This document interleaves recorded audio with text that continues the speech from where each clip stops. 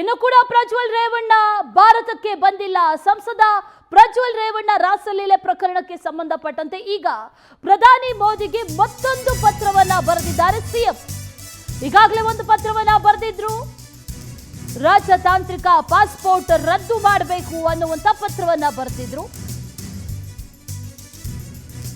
ಮನವಿಯನ್ನ ಮಾಡಿಕೊಂಡಿದ್ದಾರೆ ಈಗ ಸಿಎಂ. ಇದೀಗ ಮತ್ತೊಂದು ಪತ್ರವನ್ನ ಬರೆದಿದ್ದಾರೆ ಸಿಎಂ ಸಿದ್ದರಾಮಯ್ಯ. ಮೊದಲ ಪತ್ರಕ್ಕೆ ಕೇಂದ್ರ ಸರ್ಕಾರದಿಂದ ನೋ ರೆಸ್ಪಾನ್ಸ್. ಯಾವುದೇ ರೆಸ್ಪಾನ್ಸ್ ಬಂದಿಲ್ಲ. ಈ ಪತ್ರಕ್ಕಾದ್ರೂ ಸ್ಪಂದನೆಯನ್ನ ಕೇಂದ್ರ ಸರ್ಕಾರ ನೀಡುತ್ತಾ ಅನ್ನುವಂತ ಪ್ರಶ್ನೆ. ರಾಜತಾಂತ್ರಿಕ ಪಾಸ್ಪೋರ್ಟ್ ಅನ್ನ ರದ್ದುಪಡಿಸಿದ್ರೆ ಭಾರತಕ್ಕೆ ಬರಲೇಬೇಕಾದಂತ ಅನಿವಾರ್ಯತೆ. ಎಲ್ಲೂ ಕೂಡ ಹೋಗೋದಿಕ್ಕಾಗಲ್ಲ. ದೇಶದಿಂದ ದೇಶ ತಪ್ಪಿಸ್ಕೊಂಡು ತಲೆ ಮರೆಸ್ಕೊಂಡು ಇರೋದಿಕ್ಕಾಗಲ್ಲ. ಪ್ರಜ್ವಲ್ ಭಾರತಕ್ಕೆ ಕರೆಸಲು ಕ್ರಮ ವಹಿಸುವಂತೆ ಪತ್ರವನ್ನ ಬರೆದಿದ್ದಾರೆ ಈಗ ಸಿಎಂ.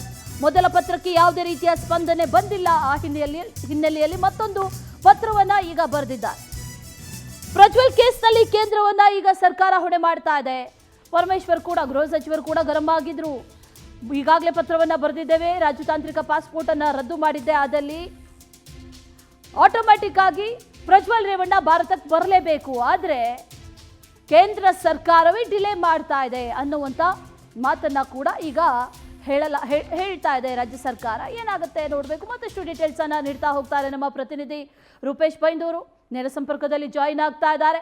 ರೂಪೇಶ್, ಈಗಾಗಲೇ ಸಾಕಷ್ಟು ಕ್ರಮಗಳನ್ನ SIT ಮಾಡ್ತಾ ಇದೆ. ಜೊತೆಗೆ ಈ ರಾಜತಾಂತ್ರಿಕ ಪಾಸ್ಪೋರ್ಟ್ ವಿಚಾರಕ್ಕೂ ಕೂಡ ಸಂಬಂಧಪಟ್ಟಂತೆ ಅದನ್ನು ಕೂಡ ರದ್ದು ಮಾಡಬೇಕು ಅಂತ ಪತ್ರ ಬರೆದಿದ್ದಾರೆ. ಆದರೆ ಈಗ ಕೇಂದ್ರ ಸರ್ಕಾರವನ್ನ ಹೊಣೆ ಮಾಡಲಾಗ್ತಾ ಇದೆ. ಡೀಟೇಲ್ಸ್ ಏನಿದೆ, ಜೊತೆಗೆ ಮುಂದಿನ ನಡೆ ಏನಾಗಿರುತ್ತೆ, ರಾಜ್ಯ ಸರ್ಕಾರದಿಂದ ಯಾವ ರೀತಿ ಕ್ರಮ ಕೈಗೊಳ್ಳಲಾಗುತ್ತೆ, SIT ನಡೆ ಏನಿರುತ್ತೆ, ಡೀಟೇಲ್ಸ್ ಏನಿದೆ?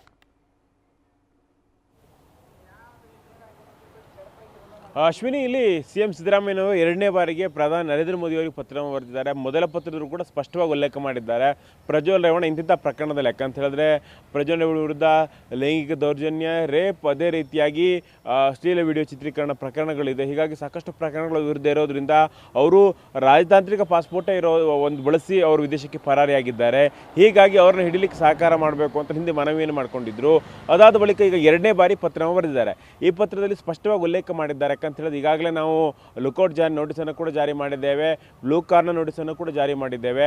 ಅರೆಸ್ಟ್ ವಾರೆಂಟ್ ಪ್ರಜ್ವಲ್ ರೇವಣ್ಣ ವಿರುದ್ಧ ಇದೆ. ಅರೆಸ್ಟ್ ವಾರೆಂಟ್ ಅಂತ ಹೇಳಿದ್ರೆ ಅವ್ನು ಯಾವಾಗ ಬಂದರೂ ಕೂಡ ಅರೆಸ್ಟನ್ನು ಮಾಡ್ಬೋದು, ಈ ರೀತಿಯಾಗಿರ್ತಕ್ಕಂಥ ವಾರೆಂಟ್. ಹೀಗಾಗಿ ಇರುವಾಗ ರಾಜತಾಂತ್ರಿಕ ಪಾಸ್ಪೋರ್ಟನ್ನೇ ಬಳಸಿ ಅವರು ವಿದೇಶಕ್ಕೆ ಪರಾರಿಯಾಗಿದ್ದಾರೆ. ಒಂದು ಆರೋಪಿ, ಕ್ರಿಮಿನಲ್ ಹಿನ್ನೆಲೆ ಹೊಂದವನು, ರೇಪ್ ಪ್ರಕರಣದಲ್ಲಿ ಭಾಗಿಯಾದವರು, ಇಲ್ಲಿ ಆ ಪ್ರಕರಣದಲ್ಲಿ ಆರೋಪಿ ಆದವರು ರಾಜತಾಂತ್ರಿಕ ಪಾಸ್ಪೋರ್ಟನ್ನು ಬಳಸಿ ವಿದೇಶಕ್ಕೆ ಪರಾರಿ ಆಗ್ತಾರೆ ಅಂತ ಹೇಳಿದ್ರೆ ಇದು ದೊಡ್ಡ ಮಟ್ಟಿಗೆ ನಮಗೆ ಒಂದು ಕಳಂಕನ ತರುವಂಥ ರೀತಿಯಲ್ಲಿ. ಹೀಗಾಗಿ ಅವರಿಗೆ ಟಿಕೆಟನ್ನು ನೀಡಿದ್ದೀರಿ, ಅವರು ಸ್ಪರ್ಧೆಯನ್ನು ಮಾಡಿದ್ದಾರೆ. ಹೀಗಾಗಿ ಅವ್ರನ್ನ ಹಿಡಿಲಿಕ್ಕೆ ಕೇಂದ್ರ ಸರ್ಕಾರ ಸಹಕಾರ ಕೊಡಬೇಕು. ಅದೇ ರೀತಿಯಾಗಿ ರಾಜತಾಂತ್ರಿಕ ಪಾಸ್ಪೋರ್ಟನ್ನು ರದ್ದು ಮಾಡಬೇಕು ಅಂಥೇಳಿ. ರಾಜತಾಂತ್ರಿಕ ಪಾಸ್ಪೋರ್ಟನ್ನು ರದ್ದು ಮಾಡೋದು ಏನಾಗುತ್ತೆ ಅಂತ ಹೇಳಿದ್ರೆ ಅವರು ಜರ್ಮನಿಯಿಂದ ದುಬೈಗೆ ಪರಾರಿ ಆಗಿದ್ದಾರೆ ಅಂಥೇಳಿ ಒಂದಿಷ್ಟು ಮೂಲಗಳು ಮಾಹಿತಿಯನ್ನು ಹೇಳ್ತಾ ಇದ್ದಾವೆ. ಹೀಗಾಗಿ ಮತ್ತೊಂದು ದೇಶ, ಯಾಕಂದರೆ ರಾಜತಾಂತ್ರಿಕ ಪಾಸ್ಪೋರ್ಟನ್ನು ರದ್ದು ಮಾಡಿದ್ದೇ ಹೋದಾದರೆ ಅಲ್ಲಿಂದ, ಯಾಕಂದರೆ ಬೇರೆ ಬೇರೆ ದೇಶಕ್ಕೆ ಪರಾರಿ ಆಗ್ತಾ ತಪ್ಪಿಸ್ಕೊಳ್ಳಿಕ್ಕೆ ಸಾಧ್ಯ ಆಗೋದಿಲ್ಲ, ಒಂದೇ ದೇಶದಲ್ಲಿ ಇರಬೇಕಾಗತ್ತೆ. ಹೀಗಾಗಿ ಅವರ ಮೇಲೂ ಕೂಡ ಒತ್ತಡ ಕ್ರಿಯೇಟ್ ಆಗುತ್ತೆ. ಹೀಗಾಗಿ ಮೋದಿ ಅವರಿಗೆ ಪತ್ರವನ್ನು ಬರೆದಿದ್ದಾರೆ.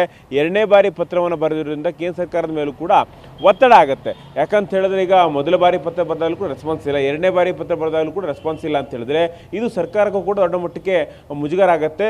ಕೇಂದ್ರ ಸರ್ಕಾರ ಕ್ರಮ ತೆಗೆದುಕೊಳ್ಳಲೇಬೇಕಾಗತ್ತೆ. ಹೀಗಾಗಿ ಸಿಎಂ ಸಿದ್ದರಾಮಯ್ಯನವರು ಪತ್ರವನ್ನು ಬರೆದಿದ್ದಾರೆ. Ashwini. Okay Rupesh, thank you ಡೀಟೇಲ್ಸ್ಗೆ.